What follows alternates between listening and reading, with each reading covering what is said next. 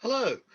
Well, for those who've already tuned into some of our In Conversations, you'll already be aware that in place of what we would have as a usual events program, like many organizations this year, we've had to do things slightly differently. So we've been recording a series of In Conversations with notable personalities, if I can put it that way, and businesses in Farnham, and give them the opportunity of telling their stories that give a background to Farnham and make it the place that we enjoy living in today.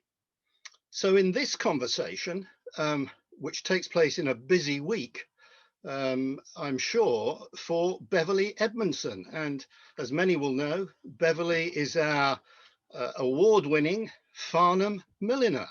So Beverley, hello, how are you? Hi, Richard. Yeah, I'm good, thank you. How are you? I'm fine. Well, look, firstly, as I just mentioned, it's no doubt a busy week because this is the week when you are preparing to reopen, something you're getting quite used to doing, I think, reopening over this past 12 months. But thank you on behalf of the Farnham Society for giving us your time today and having this in conversation. It's a pleasure. I mentioned that, reopening or retail, non-essential retail is reopening just next week. That's quite a moment, but maybe retail is the place for us to start, because I'm sure many will have seen that your long-term presence on the Borough has come to an end with the closure of your shop on the Borough. Now, I'm sure many people think, oh dear, not another problem or casualty of the last 12 months. But this is far from being the case, is it? Indeed, I'm going to use a quote to get you started. Coco Chanel. Now, let me just check. One of the quotes you like to use from Coco Chanel is, in order to be irreplaceable, one must always be different. So I think that applies to you in moving from retail in the Borough. Yeah, I mean, it's something that, I'll be honest with you, I've wanted to do for a long time. It's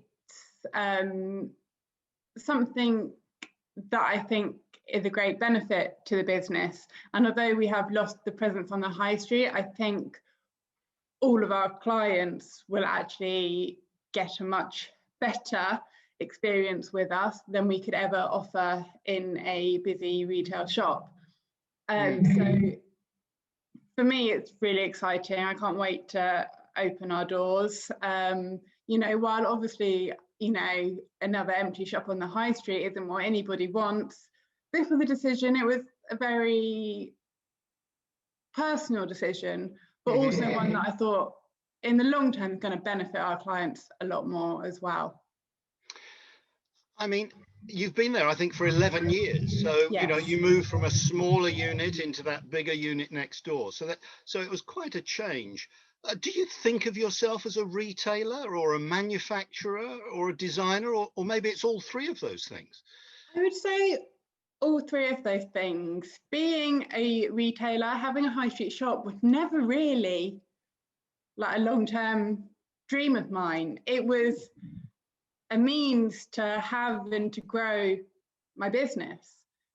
But I never, ever thought I would be a retailer forever. In fact, I never thought I'd be a retailer for, the 11 years that I was. In many respects, like when I'm with a customer, my job doesn't change just by being on the high street. That's all exactly the same. And I love that customer interaction, but it certainly wasn't a long-term dream to have a shop. I think, as I looked at your website, clearly you do a lot more than just, the retailing of millinery. I was interested to see you've got a range of services, including one-to-one workshops or training. So how big a part of your business is that side of things? Has it been growing? It's been growing. So I didn't offer it initially just because, in the smallest shop we had, there was just no way that could happen. So it only really was more like a corridor, wasn't it? That yes. Shop. If you had 3 customers in there, you were sort of at capacity, weren't you? Yeah. So we really started doing the teaching about 5 years ago, and it's steadily been growing from there. Our name in the millinery world is quite well known. So, you know, people coming from a millinery background, you know, are interested in learning with us. But equally, we get, you know, hobbyists, we get people who just want to see what it's all about doing it. You know, this isn't always people looking to progress a career in millinery. It's just a lot of people have no idea where you would start, and they just have an interest and they think it's a nice day out with the girls, or, you know, like that to do with teaching. I was going to come to how you get started in a moment, but just going back to 11 years on presence on the high street. I mean, nearly 11 years, wasn't it? It's how have you seen, you know, things change in the environment, you know, in the borough? I mean, lots of shops have come and gone, but I would say that the town centre has been fairly stable. Been very lucky in Farnham that, you know, shops have tended to always fill, and they may change, but we've been quite lucky that there's not been a lot of empty shops. If you look around other towns, you know, even locally, you know, Farnham is doing very well as a high street. And I think it's more about how sort of people interact on the high street. I mean, one of my decisions was that we were getting more and more people by appointment. And if you're doing by appointment, you don't need to spend those costs. You're being found other ways, whether that's word of mouth, whether that's the internet. And at the end of the day, we are a product that is sought out. People don't just go out to buy a hat. They've got to have their outfit first. They've got to think about, well, what the outfit, what's going to go with it, what shoes am I going to wear with it. So there's research, there's conversations that go on. You don't tend to just walk into a shop and be like, oh, this is my mother's bride hat. Yeah, it's not a spontaneous decision, is it? It's some thought has gone into it. But tell me about your new premises, because they're at the other end of the town, in a sense. They're off of West Street down towards where the football ground is. I thought I'd give you that. But I think you're quite excited about this move. So tell me what your new studio and your new premises are and what they're going to enable you to do. So, yeah, I mean, the new premises is lovely. And I spent a lot of time looking. I mean, I've been looking to move for a long time, even pre-COVID. I've always had my eyes open to what's out there. And I'll be honest, when I first saw this place, it wasn't 100% what was in my head. Mm-hmm. However, now I'm here and I'm in it and I'm set up, I couldn't actually think of a better place to be. Really?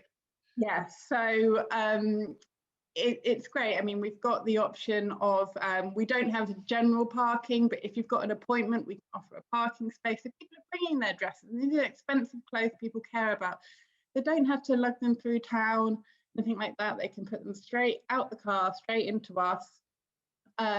We've got a much bigger workshop, so that the production side, which always suffered in the previous shop. So was your workshop within that retail unit, within the shop? It was, yes, it was at the back. I always assumed you had it somewhere else. So the whole business was located on that premise. The whole business was. When we had the very tiny shop, we had a separate studio. Ah, okay. And then when we moved to the bigger shop, costs meant we had to encase it all. But the rear space where we were doing the workshops, where we were making all the products, was not an ideal spot. You know, we were always on top of each other. Everything was within its way. You got out one box and suddenly you couldn't move. It just never really worked. And I felt, because you had the shop door open all the time there, you equally could never really focus on what you were doing, because the shop floor always had to come first. You know, without the customers, you don't have a business. But in doing that, the studio was suffering, and the making was happening out of hours, weekends, you know, things like that, just to try and keep up with the busyness of the shop floor. But it couldn't run, because you could have as many people as you wanted out the back. If there were that many customers on the shop floor, they all had to come out and serve on the shop floor. It's an interesting reflection that it's very difficult. Oh, some noise in the background. It's very difficult to mix retailing because of the need to look after the customer, particularly one that walks in, Yes. unexpected, with any other activity. So, Yes. so that's now what, meaning that you're going to be by appointment only in your new premises? So we are predominantly by appointment only now. So we've got what we're going to do. We're going to start off by trialing it with we're going to do walk-in hours on Tuesdays, Thursdays, and Saturdays between 9:30 a.m. and 12:30. So that just means a lot of our regular customers, the ones who are local, they can pop in, they can see what we're about. It doesn't feel like, oh, it feels very exclusive. I've got to book an appointment and I'm not sure what I want. If you want to just pop in during those times, you can do, and we will see you. But if you really want to go down the whole process of outfit, what works, styling, colours, designing something, and then we would recommend appointments, which are then available for all other times.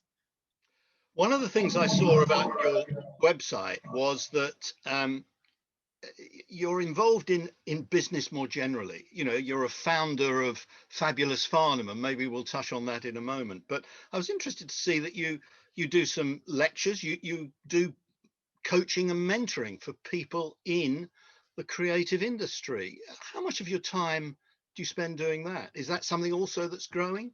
It is something that's growing. It's something I've been doing a lot more of this year, where I've had a bit more time to focus on that side of things. Previously, it's happened much more organically, I guess. It's something that I offer. I don't necessarily over promote it, but in the industry, I do have a name, so people do naturally sort of come this way anyway. I love doing that, and I get to work with people all over the world. We just do it, a lot of it on Zoom. And I've got mentees in America, Wow.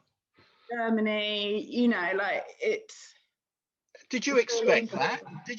That's one of the silver linings of us moving into a virtual way of working, isn't it? But yeah, I was doing it before COVID as well. But I think a lot of people just got more used to working that way now. So you get a bit more interest on people who perhaps wouldn't have wanted to do it online at previous times. So that's it's really rewarding. I find that really rewarding, especially when you see what them grow at the end of it, and you can see them moving forward from where they've been really stuck, or they've not knowing where to go, what direction to go in, and then to sort of see them thrive is really, really rewarding.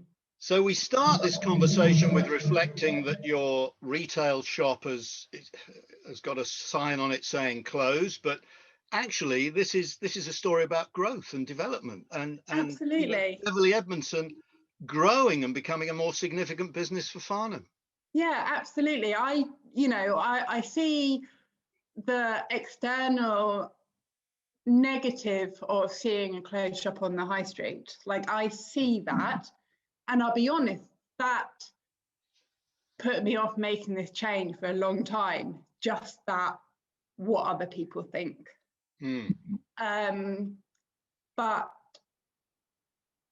I'm so much happier here than I have been in the shop for years. On a personal note, I love my business, I love what I do, I love my customers, but I want to be able to do it in a way that is manageable for me and for my life, but also offers the customer that leveling up, that better experience, and that more one-on-one experience. You use the word personal, so I'm going to ask to go back to the beginning. How did you get interested in being a milliner? It's not the sort of thing that trips off the tongue. A bit like, I can understand people saying I'd like to be an astronaut, but I'd like to be a milliner is a rather niche interest. How did you get started? So it was never really millinery. It was always fashion, textiles, but I was also a bit stubborn, so I wanted to do something a bit more niche, but that could have ended up being footwear, it could have ended up being lingerie, it could have ended up being bridal wear. I didn't have that kind of set, it's got to be millinery, but it was always fashion, textiles, and creativity. There was always an interest. And I did some work experience at a costumier's when I was 17. And soon found out that that was a lot of sewing buttons onto extra suits and things like that, which is fine. But I mean, when you've got 300 extras in a scene, that's not, you know, not the best job. But they had this millinery department just over in the corner. They were the huge costumiers, and they do the costume for pretty much every film you've ever seen up in Hendon, called Angels. Oh yes, Angels, yes. Angels. And so I went into this millinery department with just a little room in the corner with like the two ladies working in it, and I went in there and I just really enjoyed it.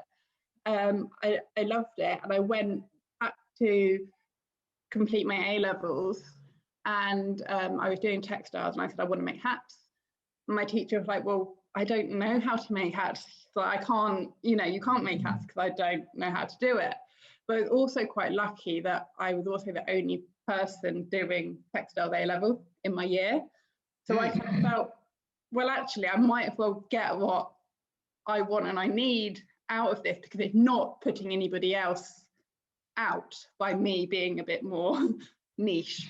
It's that Coco Chanel thing again, isn't it? You know, yes. Irreplaceable, be different. This runs a streak through you, I think. So how did you train? How did you qualify?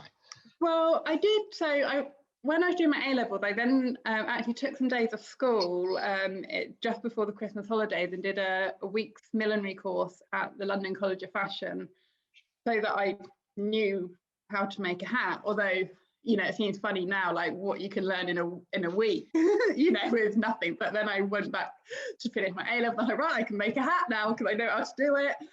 And then I knew, again, university, I wanted to do textiles, fashion, something like that. But universities always required an art foundation course before you could go on and do the other creative courses. And I always looked at them and thought it looks like a bit of a waste of time.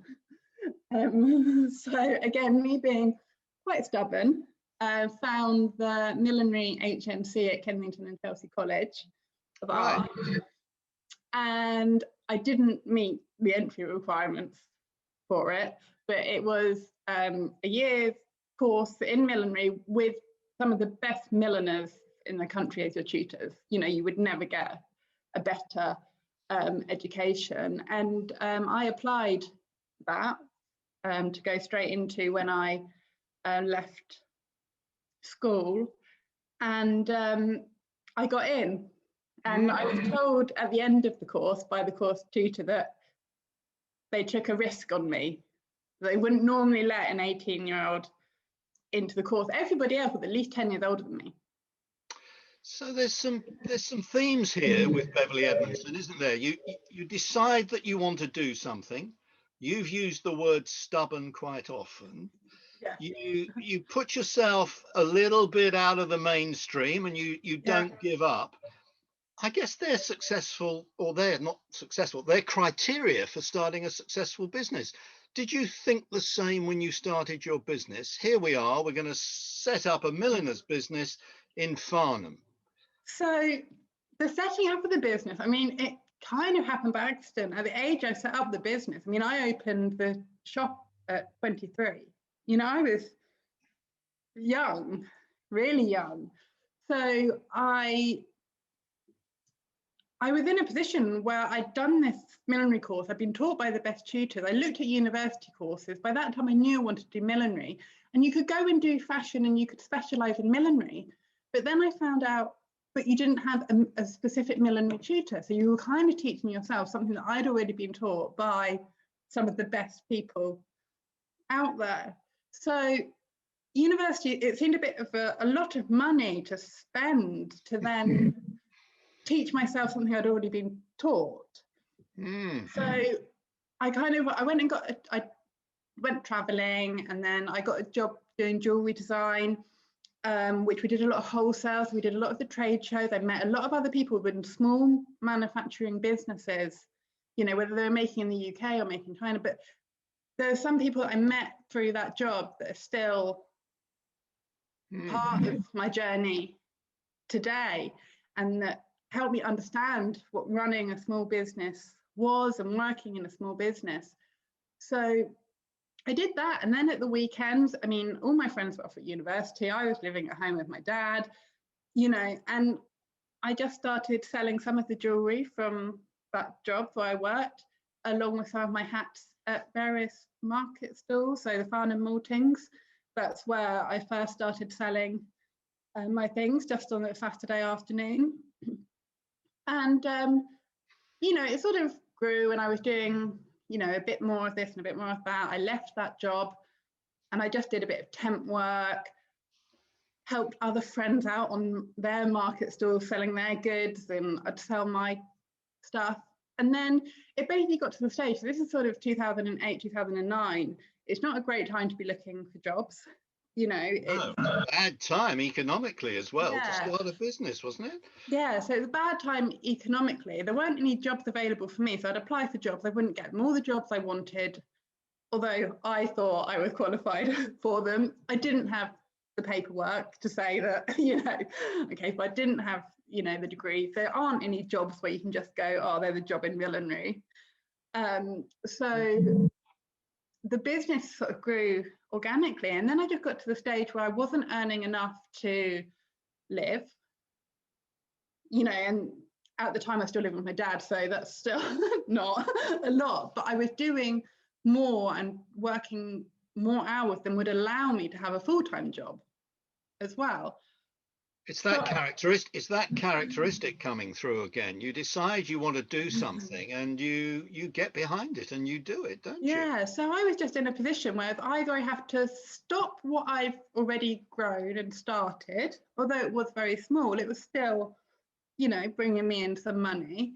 I either had to stop what I was doing and go to university and get a broader degree and, you know, go ahead, or it was just, I'll jump in and give it a go. And I had nothing to lose. I didn't have a mortgage. I didn't have any, you know, one relying on me. It didn't matter. The amount that I would lose would be what I would put into setting up the shop, which in the grand scheme of things was a lot of money to me then, but not actually a lot of money. It'd be a lot cheaper than going to university.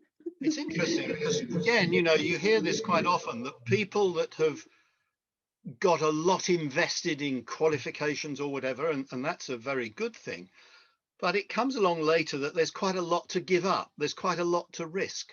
Whereas your story is about saying, well, I'll give it a go, you know, and I guess you were also saying to yourself, if it doesn't work out, well, I'll do it differently, or I'll do something else. Or I go to university and I'll, you know, do all that stuff. I should have said you're one of our entrepreneurs, because this is what comes through. But let me focus on Farnham for a moment, Beverley. You've talked about living with your dad. I mean, presumably you were living in Farnham. You're a Farnham person, are you? No, I'm not. Oh, goodness. I'm not a Farnham person at all. So I grew up sort of near a Reading direction. I sort of went to school in Reading. And I was living in Reading when I first started the business. I've still got customers today who go, I remember coming to your dad's house and your dad's spare room, and things like that. But Farnham only came about because I found when I started the business, I was doing all the fairs and the markets and the events. A lot of them tended to be in the more Farnham direction. So pre that, I didn't really have any connection to Farnham whatsoever. It was just a lot of the events and stuff were in Farnham. And then when I decided, well, let's just jump in and open a shop, I was basically, but it was either Henley or Farnham. Good choices. It was either Henley or Farnham, and I found a lovely property in Henley. It was more expensive than my first tiny shop. But in the end, what won Farnham was the fact that I was young and inexperienced, and even though I knew I could do it, I also knew I was young and inexperienced. So in Henley, although they didn't have a hat shop, they had a lot of nice ladies' dress shops who had big hat departments within them.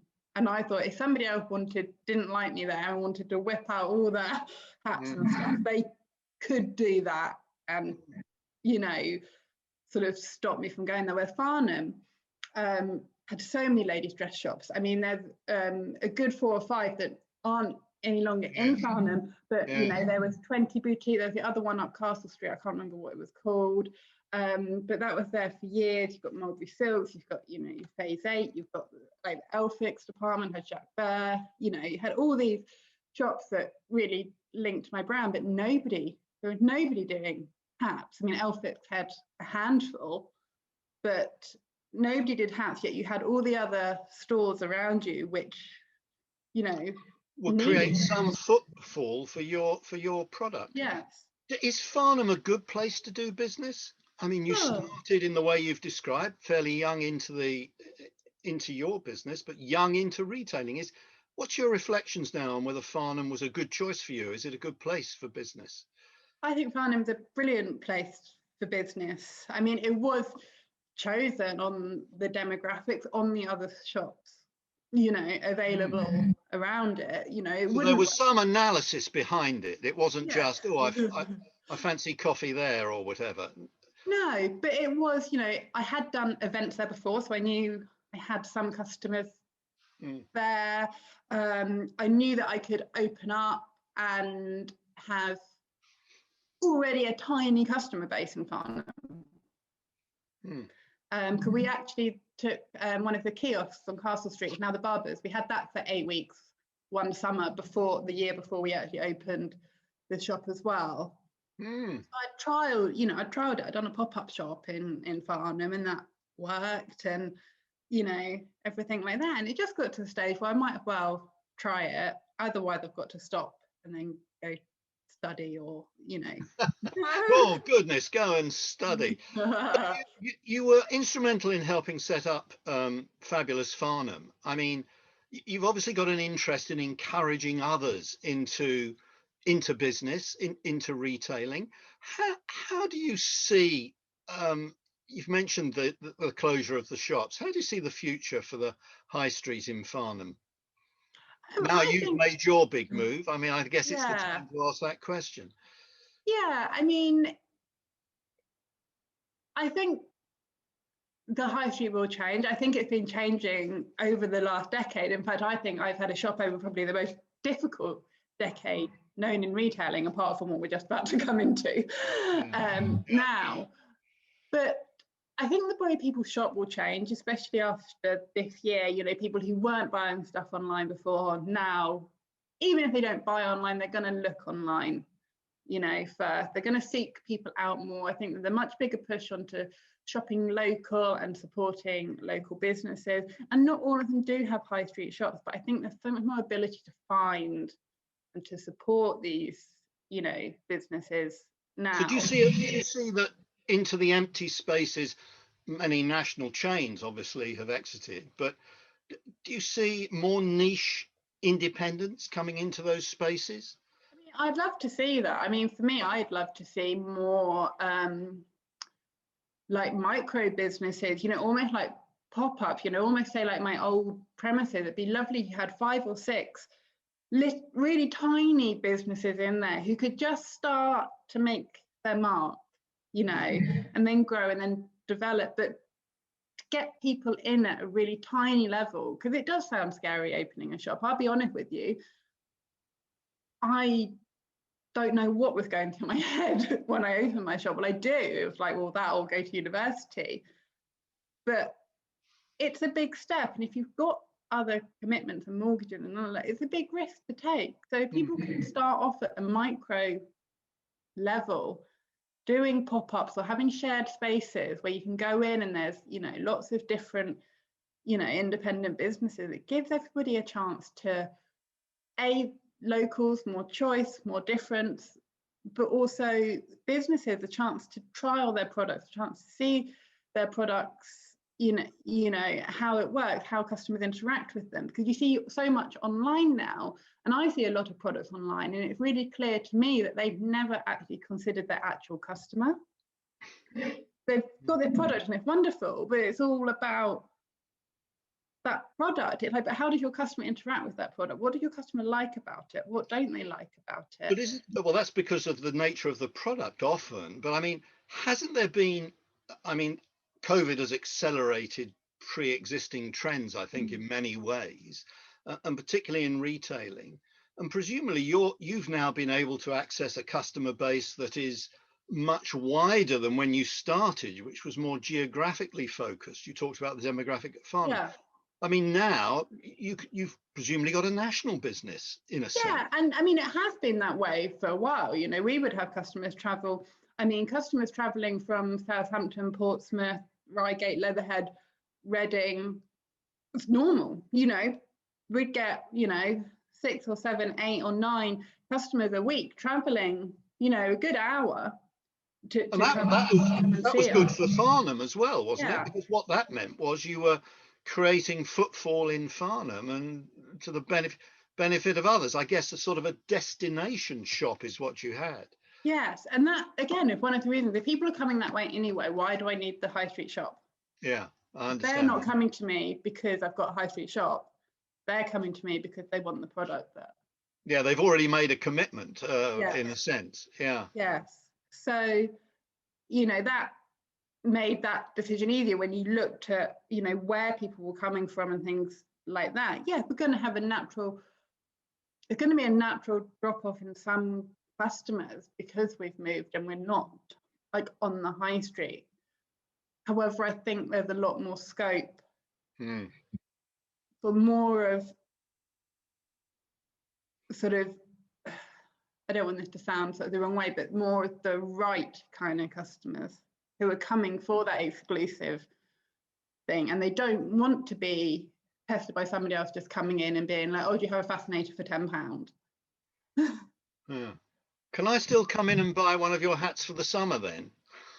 Yeah, so we got we can either do it by appointment or we've got the walk-in hours for 3 mornings a week. So so yeah, you can come in and buy your summer hat. They're not quite done yet, but they will be soon. Let's go back a year as we come to the end of this conversation. For anybody in business like yourself, and particularly retailing, we go back to March last year, and none of us, nobody would have thought we would face a shutdown of business, a shutdown of retailing. How did you deal with that? What were your thoughts back at the end of March last year when you were facing having to shut the shop? And I mean, it was a really scary time. I remember just before we closed, and it was really funny because it got to the stage where people were cancelling appointments and people weren't coming in anymore, even though we hadn't been put into lockdown. People had already stopped. So we actually ended up closing the shop. I don't think we had to close until the Tuesday, and we closed at the end of the day on the Saturday.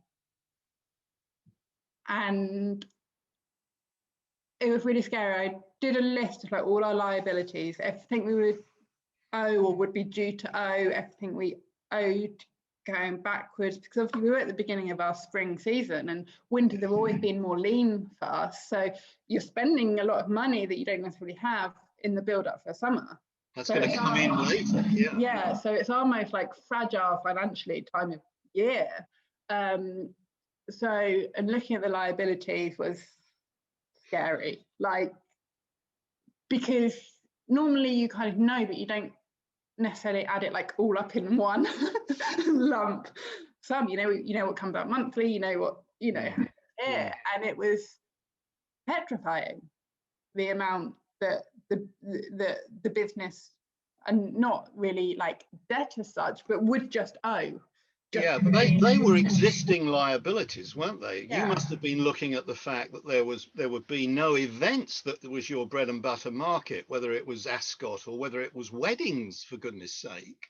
So the outlook must have looked pretty bleak. How have you coped? How have you coped personally with this past year? It's really weird. So I remember closing the shop on that Saturday and having a little cry, because I'd already had it in my head that I was going to move. I already knew that. So I didn't know if that was the last day I would ever open the doors again. So that was really tough. And the first few weeks were really tough. It was ringing around like every single, like the card machine, the landlord, like, what can I not pay now? How can we sort this out? Like, I spent weeks on the phone just trying to, cut down liabilities, work out how it was all going to work.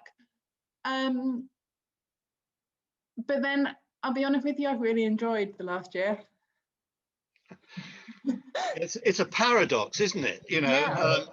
I mean, you express that with some emotion, and I think that brings to life the difficulty, the real difficulty that people have faced. It's not all been about, you know, lockdown at home and more dog walking and whatever, but you know, you face the crushing of a dream, if I can put it like that. But Yeah. you've not just survived, Beverley.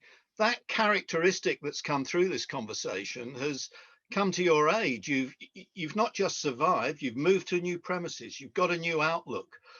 In Yeah. some ways your business has expanded. Yeah, I do. I think as hard as it's been, like financially and sort of mentally, I think I'll always be really grateful that I've been allowed to stop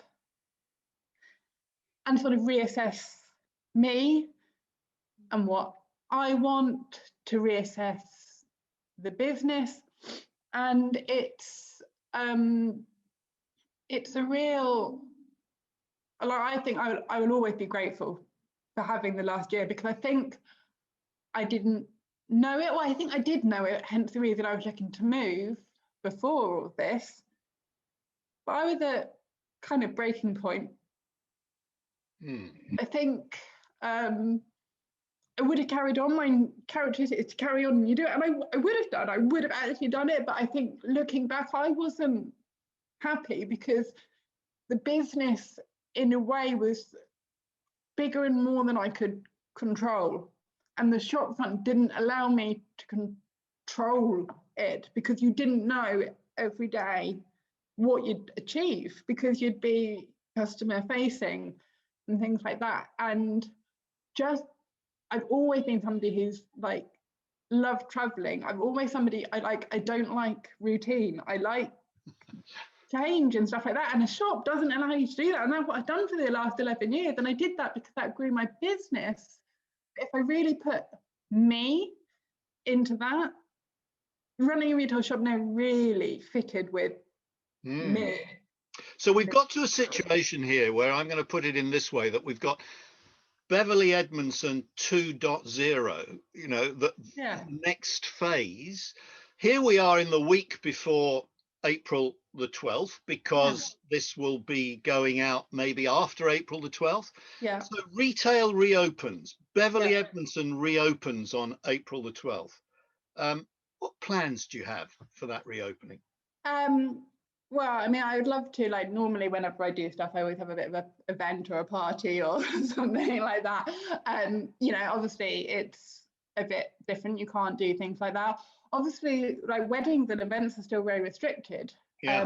So, you know, I can't expect it to be normal for this year. Like, I can't, and it would be silly of me to expect it to be normal. But, you know, I'm really positive. Next week, I think we've only got 3 appointment slots still available.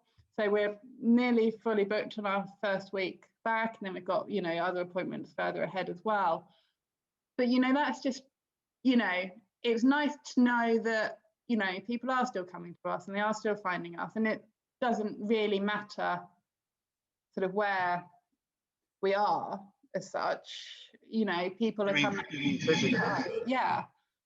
So, Fabulous Farnham. Yes. What do you think the outlook for Farnham, you know, is? Are you optimistic?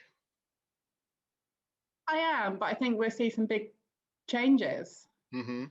I think that's a natural thing. I think a lot of people will have reassessed, you know, what or how they live their lives, you know, on a personal note, and that will infiltrate down into businesses. I mean, for me, I've definitely learned that for a long time, I just saw myself as I was just my business. There was no segregation or split between my business and me. It was all one. And actually, even if it is just walking the dog, like, that's really important to me now. Yeah. So the space, and I'm sure it's true for many, has given time for reflection It's like a discontinuity that we've all faced. Yeah. And we face a reset. Do you think there'll be a return to more local? You know, I know, you know, our MP Jeremy Hunt has got this bounce back campaign type of idea to encourage people to shop locally. Do you think there'll be a more of a focus back to local? I think there will be, but I think it will be more on individuals than anything the government says or does. I think individuals will make that choice for themselves, and I think they will, because there's, you know, I think especially in bigger towns, you'll go to the high street and it's going to be a very different place to where it was a year ago. You know, not so much Farnham. Farnham's going to be much more similar, but the big towns are going to be very different to what, you know, was used to. So if you could wish for one change or one thing you'd like to see different about Farnham, what do you think it would be?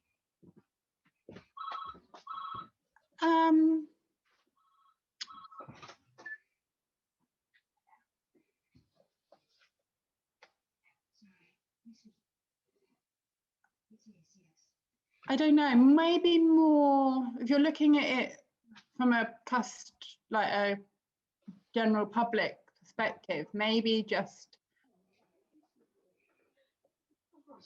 an awareness of how hard businesses work in order for you to have your conveniences. Is that more a sense of community and appreciating our community more?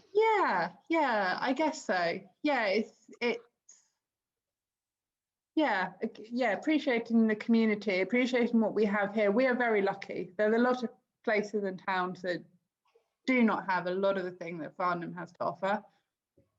And well, I think that's a great phrase on which for us to end this conversation, almost better than the one I was going to use, Beverley, which is another of your quotes, which I guess is one of your marketing differences, where you say a hat is the difference between looking adequate and looking your best. That's like a mission of your business over the last, well, 13 years. So well done you for Beverley Edmondson and the millinery business here in Farnham, and thank you for joining me in this conversation. Good luck with the future. Good luck with Beverley Edmondson 2.0. Thank you, Richard. Take care. Thank you. Thank you.